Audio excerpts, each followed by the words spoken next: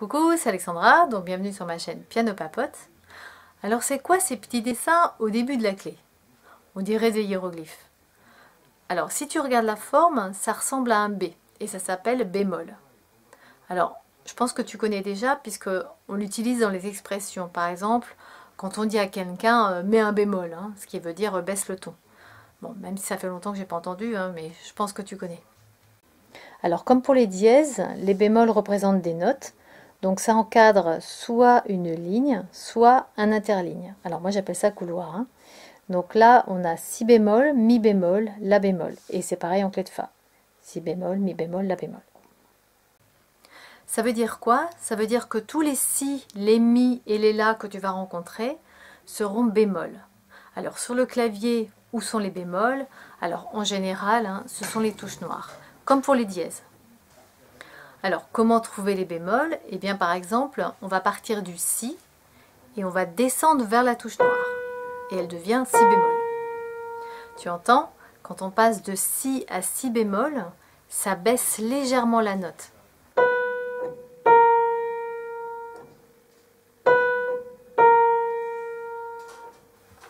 Ça change la couleur de la note, aussi bien au niveau sonore que visuellement, puisqu'on passe de touche blanche à touche noire.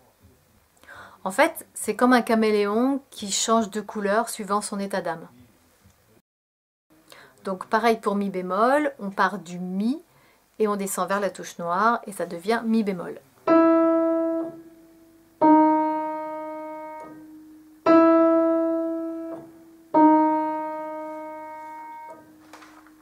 Donc ça veut dire que tous les si, les mi et les la que tu vas rencontrer seront sur les touches noires.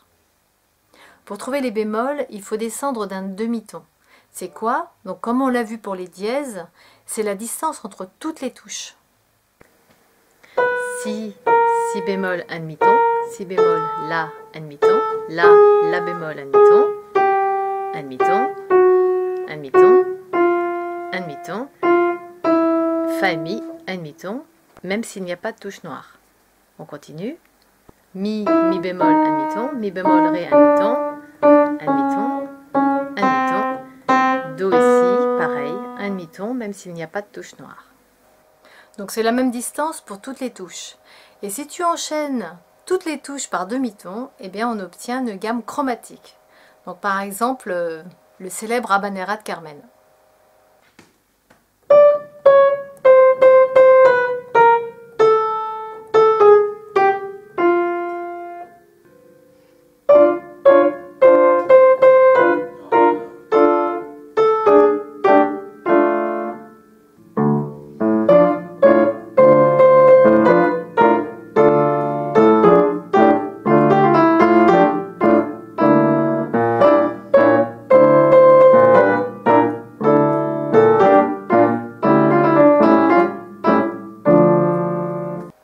Comme je l'ai dit dans ma précédente vidéo, le mot chromatique, ça veut dire couleur.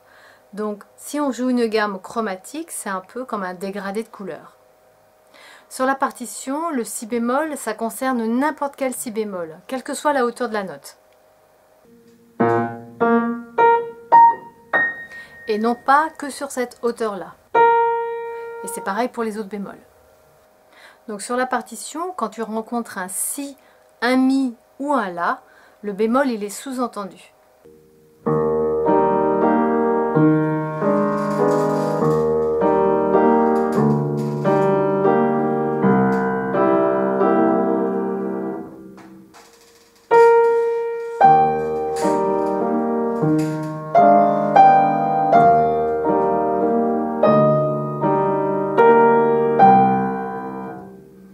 Alors pour t'en rappeler, je vais te donner une astuce, donc c'est le même que pour les dièses.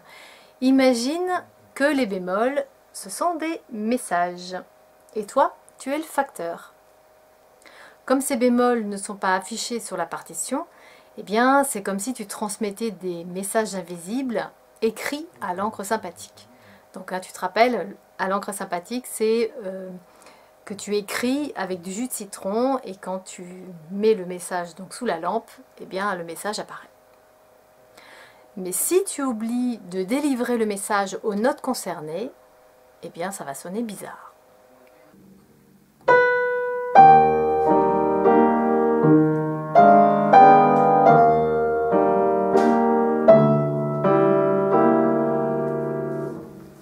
l'astuce pour s'en rappeler, eh bien, c'est de jouer les bémols avant de commencer le morceau. En tout cas, ça m'a toujours aidé.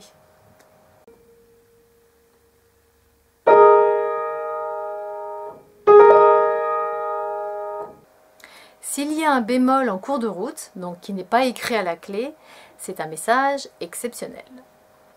Et si la note est répétée dans la même mesure, eh bien le bémol est sous-entendu.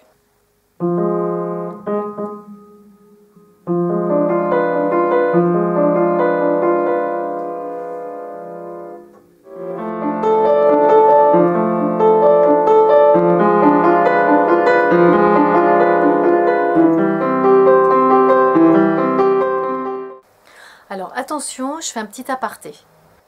Alors le bémol exceptionnel ne concerne que cette note-là et les notes qui sont à la même hauteur. Les bémols ne vont pas concerner les notes qui sont à des hauteurs différentes. Par exemple, imaginons qu'à la place de ce La, on a un La grave. Le message n'est pas pour lui. Tant qu'il n'y a pas de bémol devant, il n'est pas bémol, parce qu'il n'est pas à la même hauteur que celui-là. Ensuite, dès qu'on change de mesure, ça annule le bémol. Donc là, j'ai pris un autre passage dans le prélude de Bach. Ça, c'est la part de mesure. On a un Mi bémol et on a à nouveau un Mi. Donc dès qu'on change de mesure, ça l'annule. En fait, c'est comme si tu pouvais juste que lire le message, mais pas le garder. Il faut que tu le rendes. Alors, il y a un autre signe qui annule le bémol, c'est le bécard.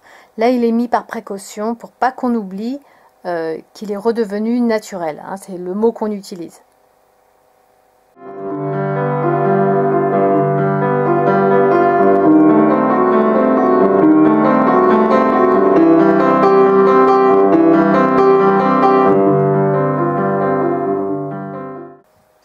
Alors, petite précision, le dièse, le bémol et le bécard, on appelle ça des altérations. Par exemple, on va demander à un élève, il y a combien d'altérations à la clé? Et quand il y a un dièse ou un bémol en cours de route, ça s'appelle une altération accidentelle. Alors, les altérations, on les met toujours à gauche de la note. La dernière fois, je t'ai dit que les touches cachent un secret. Elles ont un double jeu. À l'apparence, cette note est un Si. Tu connais l'ordre des notes en descendant. Do, Si, La, Sol, Fa, Mi, Ré, Do. On va partir du Do et on va retrouver tous les bémols correspondant aux notes. C'est-à-dire Do, Do bémol, Si, Si bémol, etc. Donc on va descendre toutes les notes d'un demi-ton. C'est parti. Do, Do bémol, il est où? On descend d'un demi-ton et ça correspond à Si. Donc Si s'appelle aussi Do bémol. On descend. Si, Si bémol. La, La bémol. Sol, Sol bémol. Fa. Et Fa bémol, eh bien tu descends d'un demi-ton et tu tombes sur Mi. Fa bémol s'appelle aussi Mi. On repart. Mi, Mi bémol, Ré, Ré bémol, Do et Do bémol si on continue. Donc Si et Mi ont des doubles noms.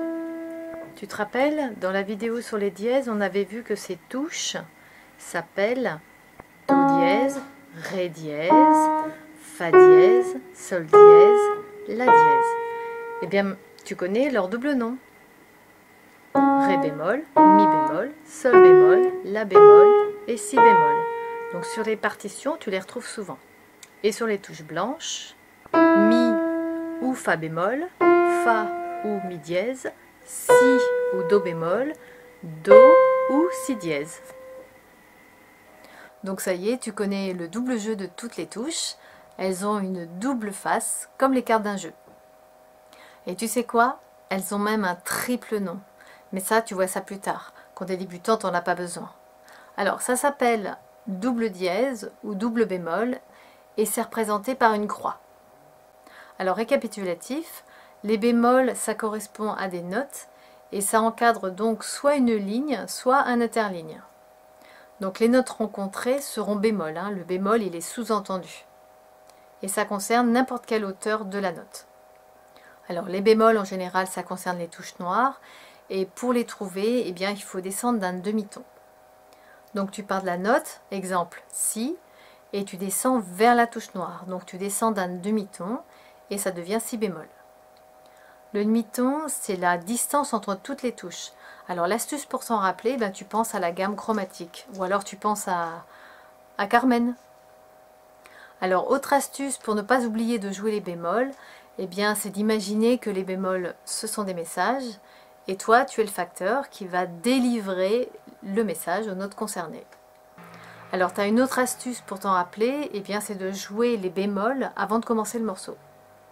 Si tu oublies, eh bien ça va sonner bizarre.